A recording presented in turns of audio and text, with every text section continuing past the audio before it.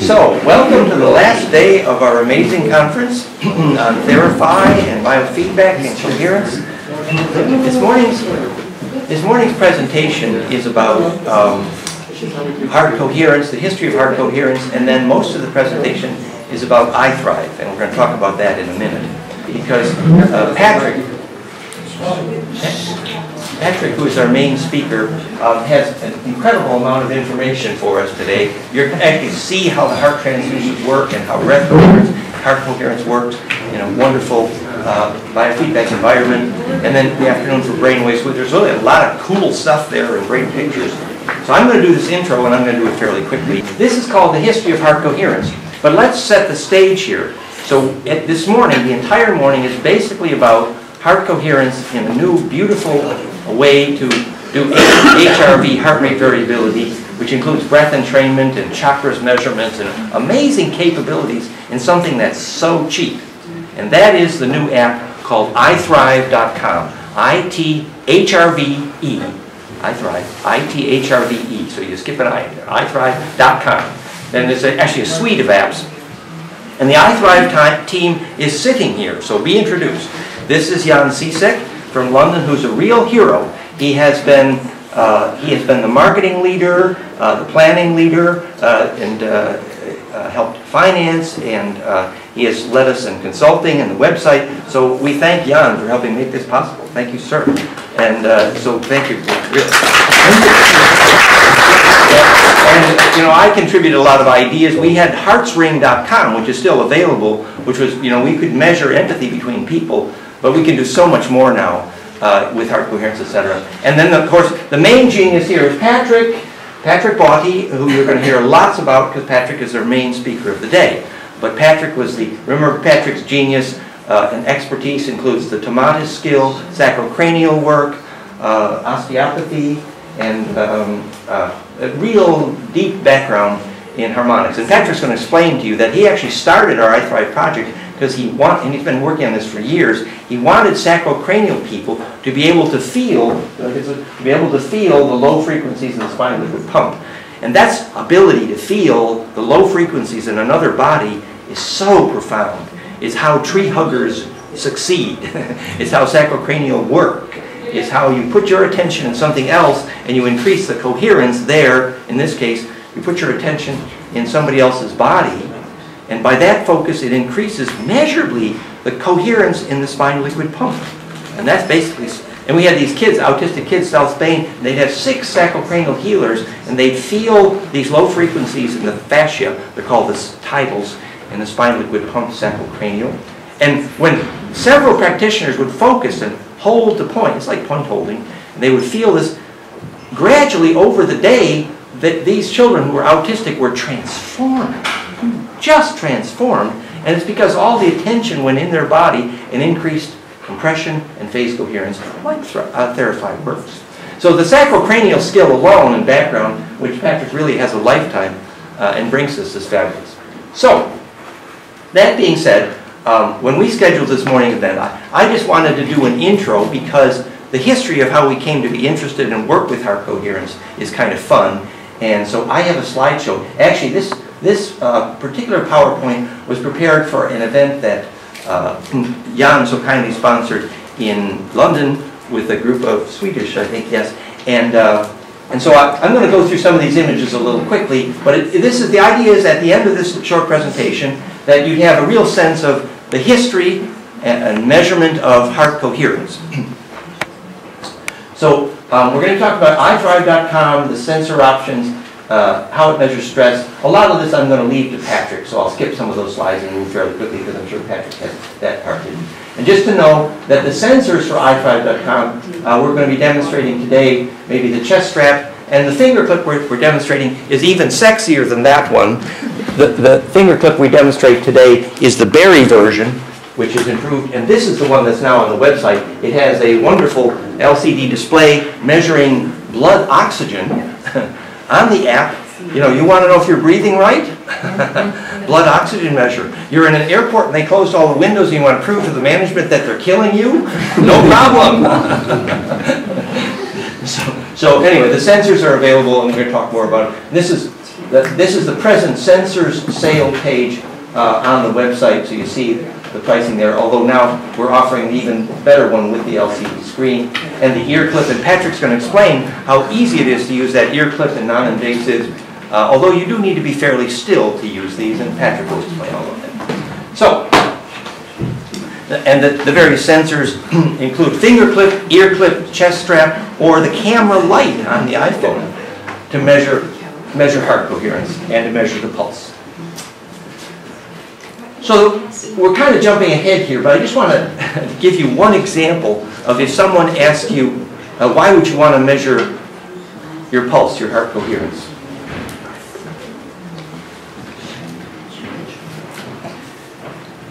This we call power factor. You know, I'm an electrical engineer, right? And one of the key moments in my career as an engineer was when I learned how to measure power factor in electric circuits.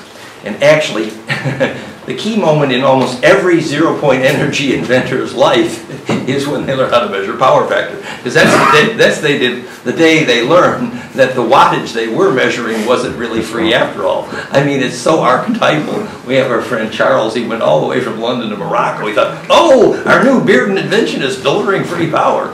And then, you know, after dumping thousands of dollars, they realized, oops. So what power factor is the voltage in your circuit is pressure and the amperage is flow. Why am I explaining this to you? Because there's a direct parallel to the way that works inside your body. The pulse peak versus the pressure peak. And it is your power factor as well, because it's relaxation. So electrically, what this means is inside the wire in your house, if you turn an electric motor on that has bad power factor, then the pressure peak, called voltage, shifts out of phase with the amperage peak, which is flow. So pressure versus flow, which is called volts times amps, equals work done, or watts.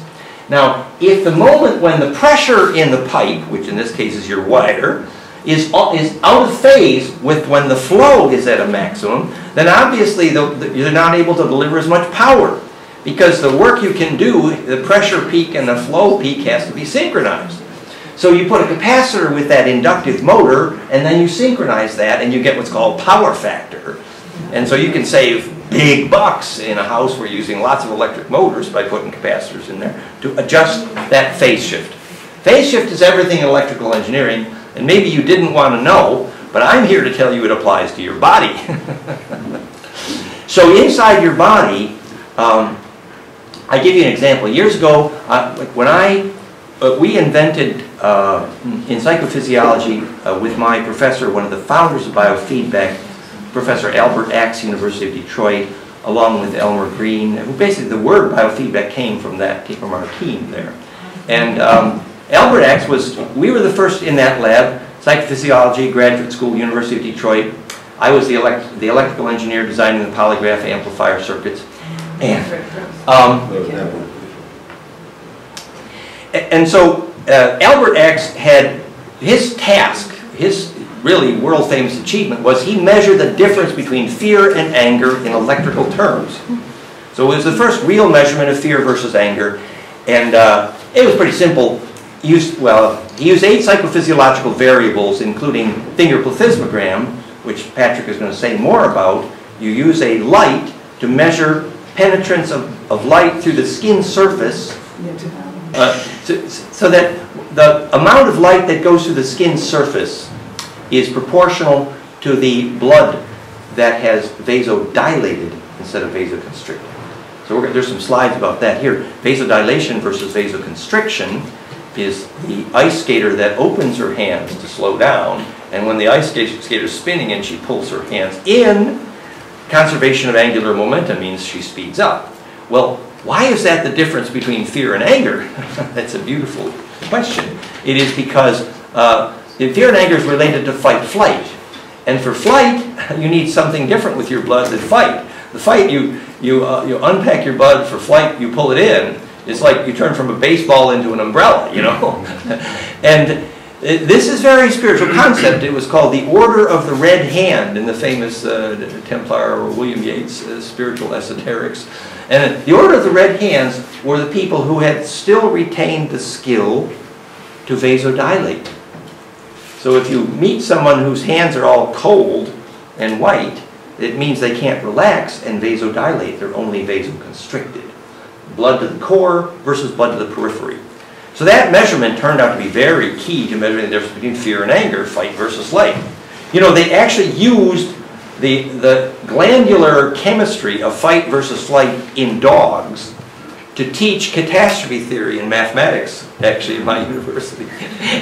It's really cool because it requires so much different glandular chemistry for a dog to change between fight and flight that once they're in the one mode, they can't switch. It's like they're stuck on one side or the other. They can't do both. You cannot do both at the same time. It's physiologically impossible.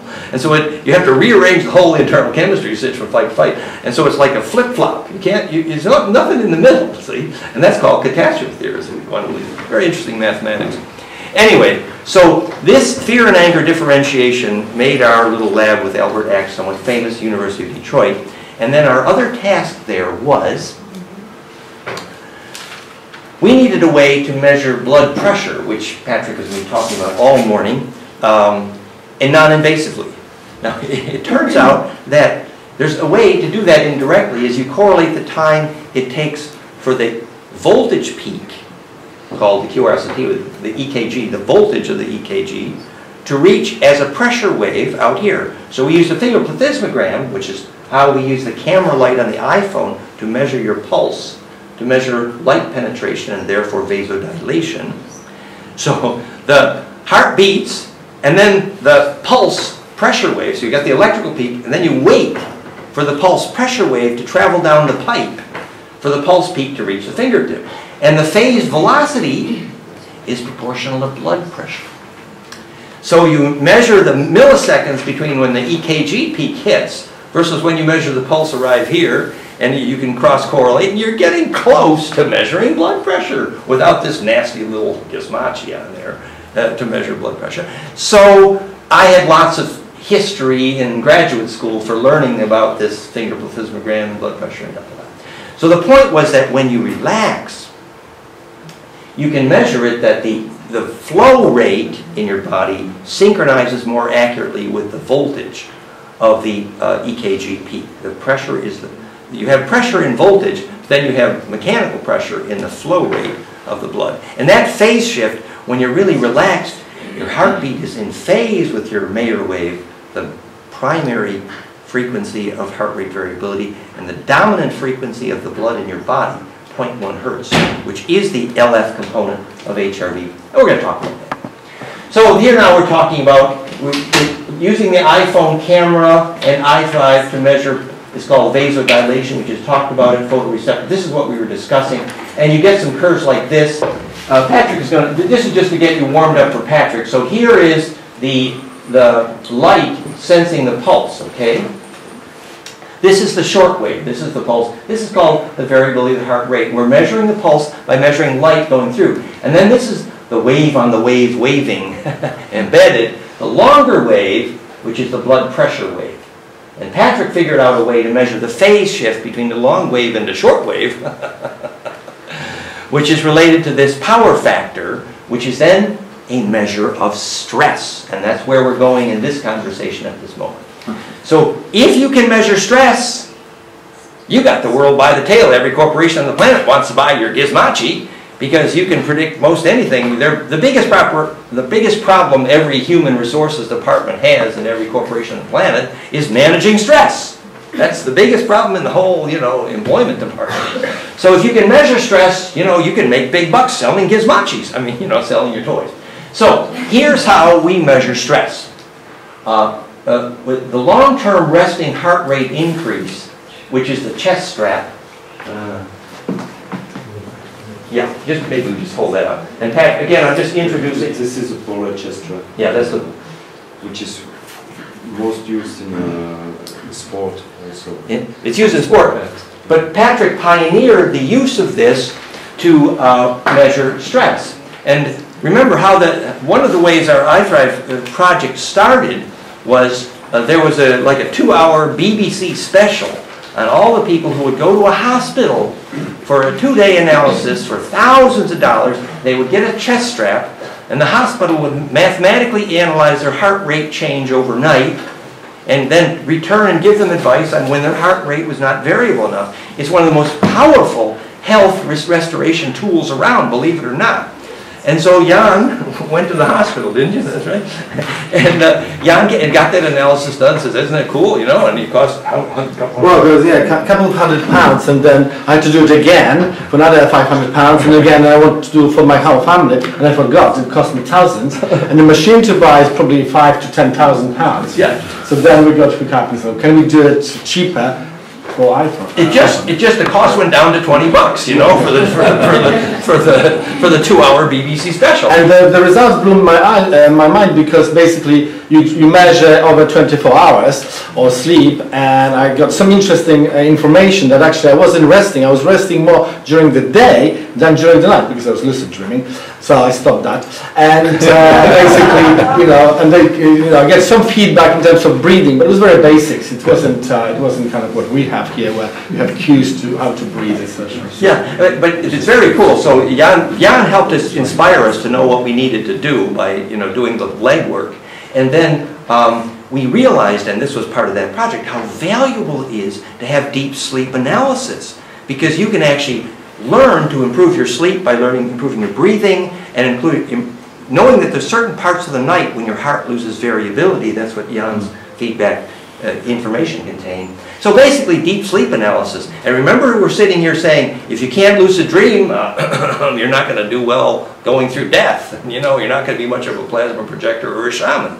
So practicing lucid dreaming. So sleep analysis is powerful. And Patrick's going to tell you some more about that. So, with overnight sleep analysis, the chest strap, heart rate overnight is an indication of stress. Number 2, decrease in overall heart coherence, which we're going to show you how we measure overall heart coherence with a 3rd order frequency signature, and we'll show you pictures. So change in overall coherence measures stress. And then number 3, stress is indicated by loss of the resting phase lock between the internal blood pressure, resonance, versus the internal heart voltage peak. So the pressure is the flow rate of the blood versus the voltage peak. So it's literally how to get back in your groove. The groove is when that light, and that's called power factor. So Patrick rather brilliantly learned how to help put that in the application. So we have a whole film on YouTube, and you'll find all of this. The website from which this intro is based is the second app for itHRVe.com, is hrv-app.com/real heart coherence, and it has this whole lecture in it, including the film. So these are some of the early screens, and I'm going to leave this to Patrick, but you see here just briefly, the 3rd order power spectra peak here, the amplitude of that peak is a measure of internal phase coherence. And what we're talking about here, when I first invented the word heart coherence and was credited in literature for doing it, it's literally your heart turning into a laser. It's that simple. And when your heart, remember we said if your heart coherence went up at that moment, then the marriage proposal is real because you're speaking your truth. But if the heart coherence goes down, then she should say no because he's lying. It's a functional lie detector, and you can evaluate marriage proposals effectively. It's been tested. So internal phase coherence in the heart is, and also this is a measurable way to do kinesiology, and it's been used for that. You know how they do, well, if your muscles are strong, then, whereas if the muscles are weak, then the medicine you're holding on your belly is bad for your body knows. Hold a bag of sugar at your belly, you're weak. Hold a fresh apple, you're strong. Okay, well, instead of yanking down on your arm all the time, you measure internal heart coherence. And there's kinesiologists who do that and do this. It's very cool. So internal heart coherence is a lie detector. It's your body speaking. And you understand why, because the wave is not shareable unless. And that's called pure intention. So the shareable wave is measured as heart coherence. It's a very useful conversation. And I've been having that conversation for half my life because I invented non-linear heart coherence. So again, I'm going to leave more of this to Patrick, but basically Patrick is displaying separately the different wave components of the heart rate variability, and Patrick's going to explain more about that. I'm just doing the background. measurement of coherence. And Patrick then developed this. Maybe you can go back to Sure, go ahead. the previous one. Yeah, go ahead. See, just about the power factor that Dan explained. Yeah. So in light blue, it's the electrical component, and in yellow, it's the pressure. Right. And so when people really relax, you get a synchronized. They're both synchronized. They line up. Yeah, yeah. You see in the lower part of the graph. Yeah, see that synchronized? Yeah. So that's called getting in your groove. And it's really Patrick's genius who figured out, imagine you just got the camera light on the iPhone. You didn't even buy a gadget. And you can measure all that. Isn't that cool? And Patrick's going to explain a lot more about that later. But thank you for showing that we had a good example right on the screen. Perfect, thank you. So Patrick evolved this into a measurement of harmonics on the heart and actually found that, so the musical harmonics in the heart, Patrick actually documented in the literature which ones correlate to the chakras, ringing which chakra when, and actually displays that. And Patrick's going to demo later the chakra measuring application. It's very cool, very cool. So measuring stress is one of the primary goals of biofeedback. The two principles of physics is increase in electrical conductivity, which is basically relaxation as conductivity, and the flow rate versus the pressure. So this is just a restatement of what we just discussed. We're going to go fairly quickly. I'm going to leave these screens to Patrick, because Patrick has prepared all this stuff. I wanted to give you the background. So, the background of the spine liquid pump, remember the most important frequency in the body, probably, which is 0.1 hertz, in this case, which is called the LF component. Here is the classic heart rate variability. Really, this is the subject of the whole morning, so just take a moment to think about what that might mean. HRV is the low frequencies inside your heart. That's all it is, heart rate variability. Happens to be the most studied subject in all of medicine.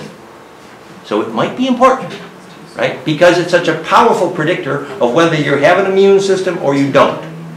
So you take the lowest frequencies in your heart from about 0 to 0.4 hertz. We're talking long waves.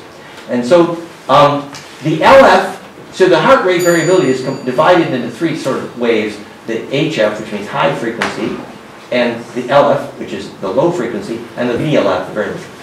And it turns out the LF frequency, around 0.1 hertz, is also, and this is so powerful that Heart Math Institute teaches you to breathe at 10 cycles, which is about 0.1 hertz, and calls that heart coherence, just one frequency, because getting 0.1 hertz in your heart is linking your breath to the primary frequency of your spine liquid pump and to the primary frequency of your blood pressure movement. So that 0.1 hertz is so important that later this afternoon, when we teach the perfect binaural beat to create bliss, guess what Patrick added at the end to make it even more powerful was a heterodyne between the right and left hemisphere at 0.1 hertz, right, Patrick? So when you do this in your brain waves and the heterodyne in your heart, that 0.1 hertz, that's a kicker, right? So anyway, the LF component of your HRV, 0.1 hertz, turns out to be also, notice first of all that the HF and LF classic healthy positions are not only golden ratio, but they're exactly bang on my equation. So here's my equation, origin of biologic neg entropy on the cover of my book, Planck times golden ratio, integer harmonics. And so the actual numbers predicted are in red. So the red numbers came out of my equation, and the green numbers come out of the literature saying what the spine liquid pump and the Mayer wave is. So the Mayer wave and the LF peak, 0.1 hertz. In my equation, it comes out at 0.09, yeah, 0.0959. So the point is that your spine liquid pump is doing the same cascade. Here's a long tidal waves of sacrocranial literature. Every sacrocranial person on the planet knows what these waves are: the long tidal, mid-tidal, the Mayer wave, and the base nominals. So these green harmonics in your spine liquid are how you heal people by getting the low frequencies in your groove in the spine. And notice the Mayer wave, bingo, falls on the equation and the LF, 0.1 hertz. And here's the equation. So implosive charge collapse, brain waves, spine liquid, Schumann harmonics are all doing the same thing that hydrogen did to implode. It's the exact same physics. and the equation on the cover of my book predicted those frequencies. So I was kind of proud of that. I think that correlation is cool. And I really thank Patrick, because he helped me understand the importance of this Mayer-Wave homomorphism. So, and here yesterday we talked about this, it also predicted ADP, which is the blood fire. We did this equation yesterday, all the variables in physics predicted by the same equation. Hydrogen radii, photosynthesis, Schumann harmonics, brain waves, Venus galactic. All these wavelengths precisely fit the equation for phase conjugate negative charge collapse, the origin of biological entropy, as well as the two frequencies of photosynthesis, precisely implosive charge collapse. And this is another explanation, same picture, same meaning, same stuff. These are all the harmonics predicted by the equation. So this is the visualization now. That's the visualization. Implode or die. Get centripetal or get dead. Get fractal. You know, that's the bumper sticker. Okay? There's the picture. Now, somebody asked me yesterday about, well, the story of your Kundalini. Let's see if I can do it in 1 minute. No, the short version of the story is I am still double Scorpio, lots of sting, frustrated, a virgin, and in the Gurdjieff school doing sacred gymnastics, eating the first real natural food of my whole life in Charlestown, West Virginia, George Washington Nephew's pig farm, and Claymont.org, the Gurdjieff school, founded by Bennett and Gurdjieff. And the deep breathing and the intensive, and during, by the sacred gymnastics of Gurdjieff at the end of the film Meetings with Remarkable Men, we were doing those sacred gymnastics. Just to give you an idea how powerful they are, about 1/3 of our group of 20 people doing these intensives together ended up in the mental hospital, actually, to be honest with you. Because it blows you up, actually. And all of the women, not only did the women synchronize their ovulation rate, but I have to tell you that all of the women with synchronized ovulation rate doubled their ovulation rate. You think this is strange. It's very strange. So instead of ovulating once a month, all the women there were ovulating twice a month together. That was how intense this was. But we were doing Gurdjieff gymnastics, real intense spiritual work, bliss dance. Anyway, so I started to have a little, that tickle at the base of your spine, and you feel this erotic current going up your tailbone, and every once in a while you get a flame on the top of your head, and started playing with that. And so I had a very, very intense Kundalini. And probably I might have been hospitalized, like most people are who have Kundalini symptoms, and misunderstood. But unfortunately, I was adopted by this man, Itzhak Benthoff, who wrote the book on the biomechanics of Kundalini, and I was just graduating from psychophysiology in graduate school. So instead of calling this nuts, I said, maybe it's physics. That's the short version of the story. And later we noticed that it affects the weather and things like that. So Kundalini is kind of fun to play with. And yes? What you just shared now, the dance. The Gurdjieff sacred gymnastic. It happens when the plasma field is activated in a building over time. We see this when we have visitors, women, the same thing happens. Exactly what you said. So the plasma field is actually the dance that you have proven. Basically, it is about plasma. So basically, the bliss dance was implosive charge compression. That's what it was. And to be able to stay in the center of that is exactly like staying in the center of a tornado. It's like trying to inhabit a lightning bolt. Most people find inhabiting a lightning bolt complicated. Let me give you an example. How many books did Daniel Brinkley write after his 2 near-death experiences from lightning, right? When he woke up from the first one, he couldn't touch anybody because every time he touched any person, he would see a flash of every memory of their lives, all the peak emotional moments. And we understand the physics perfectly of why that was so, actually. It's actually been measured. You zap a thread of gold or a thread of DNA with high amperage at the moment of crystallization, and it becomes measurably a superconductor. And that's exactly what his DNA was. And we know the molecular geometry, etc. So it's actually implosive collapse. It's a jitterbug. And so inhabiting lightning bolts is a little tricky. So I'm suggesting that you inhabit lightning bolts gently and slowly. And Kundalini can be dangerous.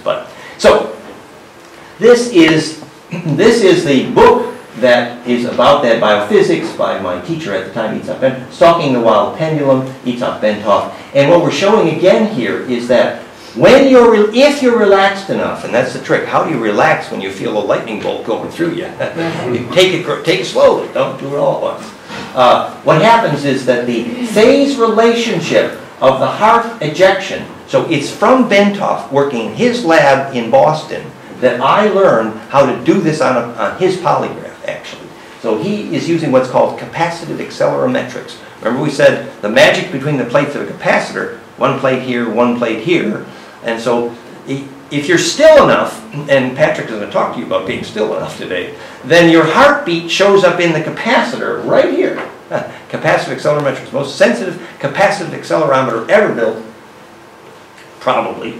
And he could then measure the phase relationship between the ejection of the blood and when the blood reached the spinal liquid pump. And actually, he said the pipe to the aorta, which is from the heart to the aortic crotch in your legs, right here, must function as a violin string. With extreme relaxation, then this would come into phase, and the spinal liquid pump would be massaged, he would say, like a snake charmer by the phonon geometry.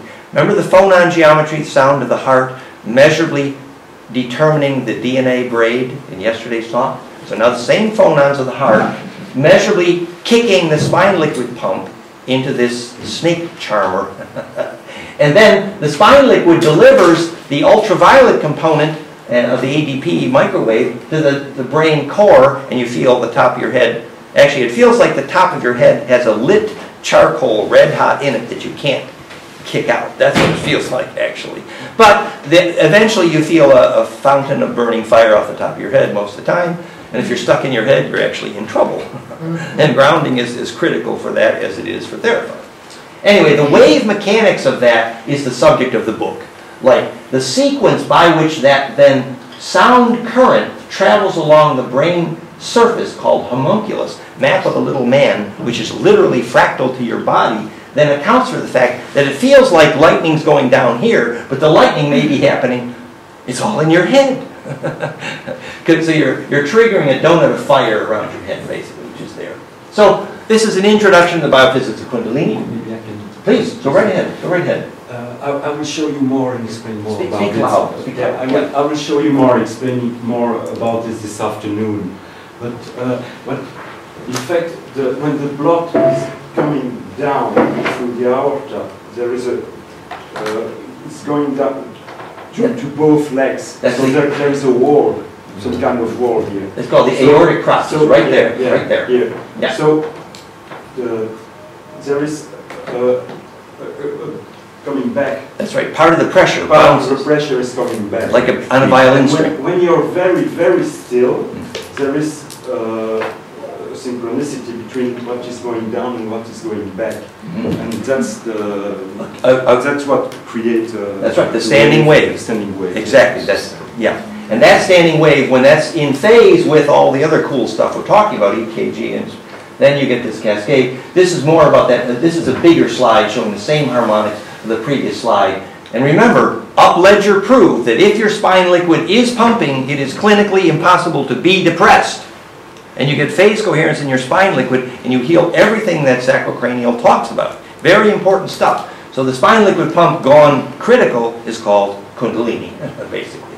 And it's all perfectly in the frequency equation at the cover of my book, which is implosive charge collapse. It's very simple. I just thought this was cool. I spent years looking for this chart from Bentoff's work. This just tickled me, because when that donut reaches your upper brain, then you hear a ringing in your ears. And Bentoff went to the meditators and said, tune the audio oscillator till you tell me the frequency you're hearing and the ringing in your ear. And he made a graph of this was called sound current, sangreal, song in the blood. And Valerie knows which of her ancestors is making a telephone call by which ear is ringing and what frequency. It's real. This is ancestral memory in the ringing of your blood. That's why they call it sangreal. Right? Is that okay to say that? Yeah. She's smiling. It's okay now. It's okay. You know what they call in medical literature tinnitus? Could you explain Kundalini spinal pump critical? Because you went straight through it. Well, the point is that the spine liquid pump is one of the most major components of the Kundalini. The sacrocranial harmonics then come in phase with the microwave harmonics, which you can measure. In fact, we first measured Kundalini in the microwave, Bob Dratch microwave emission scanning technology, and we now know the frequency used was adenosine diphosphate, ADP, which is on my equation as well. So the low frequencies and the high frequencies are all cascading implosively, and basically metabolic fire goes to climax. So spinal liquid pump has everything to do with Kundalini for sure, but it becomes critical. It's critical. It is the critical component for sure. So do you have? This can be measured. Well, that's half of Bentoff's book, but the rest of it is in the sacrocranial literature. So all I was showing here is that the ringing in your ear frequencies that Bentoff measured for the bliss harmonics of the TM meditators. Remember, he and Maharishi were buddies. So he had as many bliss meditators as he wanted to analyze. And they had lots of polygraphs.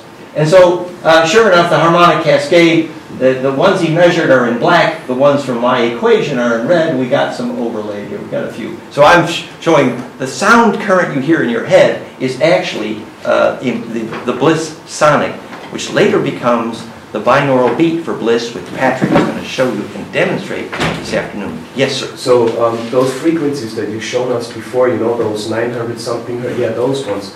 Could you drive them through the therapy and then cause that bliss experience? Well, what would be the differences between what we're driving now and this setting? Well, actually, literally, the low frequencies in therapy are precisely in this cascade, just a little bit higher, because you can drive just a bit. But this equation, which is in red, this cascade is only slightly higher up the scale, where we can put them through the amp, and that is therapy. So this scale is the low frequency of the therapy for sure. It's already there. Now, the high frequency in the therapy, you know, it's in the sub-megahertz, and there's other harmonics, but and that's under discussion. But the point is that when you make that broad spectral accurately in phase, that's when you get the massive coherence. Basically, the more broad spectral the phase coherence, the phase conjugation, the more implosive and therefore negentropic. Somebody asked about tinnitus. Yes, thank you. And actually, Patrick will talk more about tinnitus. And basically, it's that whole ringing thing gone wrong and things you can do about it. And a lot of people do confuse tinnitus with the bliss component. And you know all the people that have the preliminary epileptic seizure symptoms, which is your body saying you need to enter the stillness. And a lot of those people are resisting their own bliss. It's a very complicated subject. I'm not saying all epilepsy is bliss resisted, but some of it is. I knew a lady personally who for sure that was the case. She was resisting her own bliss experience. Her body wanted to go into that stillness, you know, and just, if you would accept your bliss experience in bed and in train and just, but if you freeze up and resist, you know, that's the beginning of epilepsy. So there's that tightrope, you know. Some people romanticize Kundalini as you know, schizophrenia as wonderful stuff. It's very dangerous as well. So that is a tightrope. The more you get that metabolic density, the more you have to be centered, or you're in trouble, for sure. And that parallel does apply to tinnitus, and Patrick knows a lot more about that, and we'll speak later, I'm sure. So again, Kundalini Bliss Tantra versus this. So this is the standing wave here. Same conversation, same story. Okay, let's continue. So, so this is the section here, this was actually the main subject I'm supposed to talk about now, which is the history of measurement of heart coherence. So in the itHRVe, we're using a third order measure of frequency signature to measure coherence. And we want to contrast that with what HeartMath did after I tried to teach them what coherence was, and they screwed it up. So this is a third order power spectrum. Well, what's a power spectrum? Power spectra is just you take a complex wave shape and you take a frequency signature. What sine waves does it contain? The miracle of the universe as a unified field is cool. That is, any complex wave can be analyzed like babies, galaxies, atoms, and universes, and you can take a frequency signature of anything. And everything is made of sine waves. That's called Fourier transform. For yay, we're transformed. No, but it just means the oneness is the rule. So you take a harmonic analysis, and then if you take a harmonic analysis of a harmonic analysis, I'm going to show you more, you get a measure of coherence. So we're using a very sophisticated form of this in the itHRVe, and again, we're going to leave this more to Patrick. But we wanted to compare, if you analyze coherence by just looking for a single harmonic, you get a very simplistic idea of what coherence is. And I call that the HeartMath mistake. And we explain why here in more detail. Whereas if you analyze a second or third order power spectra amplitude peak, you get a measure of harmonic inclusiveness. In other words, HeartMath just checks to see how much 0.1 hertz you got, and they call that coherence. It's actually one frequency only. It's not really. So you can't look for harmonic inclusiveness. That's why it's the harmonic. It's the HeartMath mistake. And you know that harmonic inclusiveness is how you measure immune health in all of heart rate variability. So we discussed this slide already. So this is the earlier invention. This is my heart tuner invention. And there's the website. And this system is amazing, super powerful, it's wonderful. So here, it's called the marriage counselor's dream. Here's that second order harmonic analysis of the EKG. Here's the raw EKG comes in. Here's the first order power spectrum, the harmonics 0 to 20 hertz. Here's a second order power. This is the one here. You look for this peak to go up to know if the marriage proposal is telling the truth, right here. And so that second order, that amplitude peak is an itHRVe peak. This is the second order power spectrum called the cepstrum to measure internal phase coherence in the heart. And this is the peak you look for measuring pure intention, quite literally. And this, when I discovered this was my discovery, you could take a second order power spectrum, the EKG, and measure heart coherence. That's when I was credited in the literature with inventing the concept of heart coherence. Might I say something about this? So this is how I got introduced to HRV. So I don't know, 10, 15 years ago, and I was in London, and he hooked me out to this machine and gave me some sort of feedback how to kind of go into bliss. And my body did it. My brain, my heart did it. And I was in bliss for 3 months. I kid you not. It's amazing.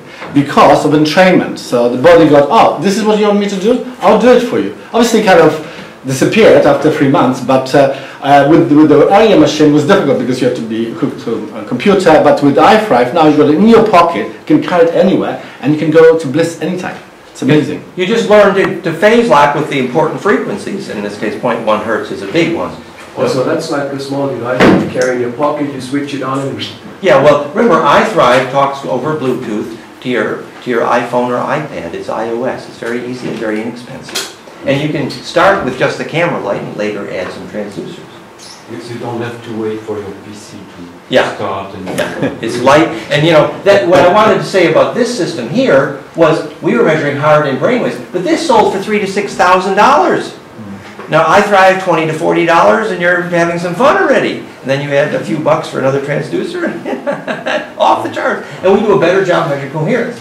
And now, see, this became itHRVe, and this became Flame in Mind, my old bliss tuner. So we're talking about that this afternoon. But the point is, we made it less than 10% the price to start with. Plus, light, easy, simple, put on. So this is the first measurement on the planet using EKG harmonics to measure emotion. This is when I discovered how to measure heart coherence. Then I taught Roland McCready at HeartMath Institute how to do this, and he stole it from me. But this actually is the discovery of heart coherence measure. This is when I first did it in the 1980s, and it's proven in the literature. So this is a healthy heart is a fractal heart, and this is what I call the HeartMath mistake.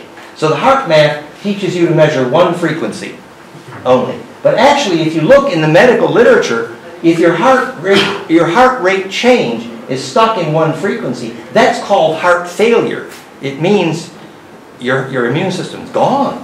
Whereas the healthy heart has variability, okay? And the paper's called the healthy heart is fractal heart. It simply means you can't get a healthy heart by learning just one frequency. That's why when you measure heart coherence, you shouldn't measure that by just one frequency either. That's Is it similar to the 3 pulses when you're doing in Chinese medicine diagnosis?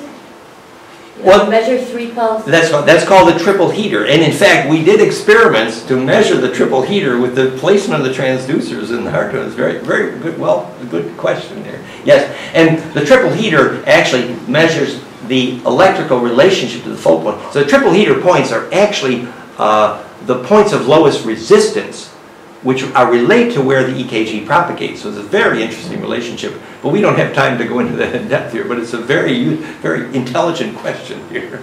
You're right. When we thought we could build the transducer, measure the triple heater, and make big bucks too. We're still working on that. Okay. So this is just another review. HeartMath counts for looking for a single harmonic in HRV. It is inappropriate. You need to measure coherence by measuring harmonic inclusiveness, and that's what the second and third order power spectra does. And again, Patrick's going to show you that. So I'm going to finish up here because I have ran out of time. So the book in which this doctor here, Dr. David Severin Schreiber, was originally a consultant for HeartMath Institute. When he realizes there are a few problems there, I'm not picking on the poor guy, said, you know, they did some good work. But when he realizes that they had misled him, he published a book in which he credited me for inventing heart coherence. And I say that with some pride. Heart coherence was first described in 1992, actually in the 1980s, by physicist Dan Winter, and was made popular more recently by Institute of HeartMath.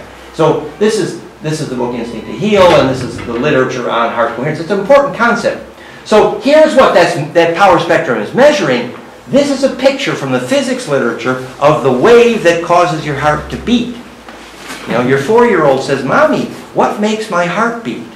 Well, here's a picture. It's a voltage wave that's imploding. And when those donuts implode as fractal, and so when you feel love, your heart harmonics make this beautiful cascade. And this is when you're not feeling love, right? And so when you take a power spectrum harmonic analysis of this, and this was my discovery, and you can actually see this happening when she's sitting here and she focuses. Her heart harmonics go from this to this. Can you see the difference? That's basically what coherence is. It's very powerful. So this is the second order power spectrum measure in the early literature. I'm out of time. So this was the early invention, very functional, very powerful, and way too expensive. And that's the problem we solved with our new toys. This is about brain coherence. This is the earlier invention even before that called the Heart Link. I've been working on this for many years. My co-inventor here was at Wright-Patterson Air Force Base. Very fun story. This is Making Love Visible, the story that basically compassion then. So here's that wave that causes the heart to beat, wave inside a wave. And when you feel compassion, you're spectrum analyzing your heart for how many donuts are present. These are how many donuts are present, the frequencies, right? Well, when you feel compassion, you dimple the big donut inside the little donut recursively, and your heart implodes. Remember Arturo saying his heart was on fire, he was imploding because he felt his heart opening? Well, this is what heart opening is. It's electric, it's measurable, it's real. So your heart turns inside out recursively when you feel compassion, literally turning inside out. And as I would turn myself inside out for you, darling. And that's literally what you do. And that implosion is measurable in your heart harmonics, and that's heart coherence. And we have more graphics to say what that looks like. And obviously I have way too many slides about this because I've been teaching this for 30 years. So, but you see how there's a golden ratio between the QRS and T wave. Isn't that cool? Implosive, right? The subcomponents of the heartbeat. There's all kinds of fun stuff. And that as the heartbeat, the QRS and T wave looks like a caduceus, implosive collapse. Your heartbeat actually is doing implosive collapse. This is fun stuff, wave turning inside out, and I got to stop now because it's Patrick's turn. This is I really shouldn't. So this is showing that golden ratio is max constructive versus destructive interference. But really, I got to turn the stage over to you, Patrick, because you're wonderful, and we need time for you. So, little bit of introduction to heart coherence. Thank you very much.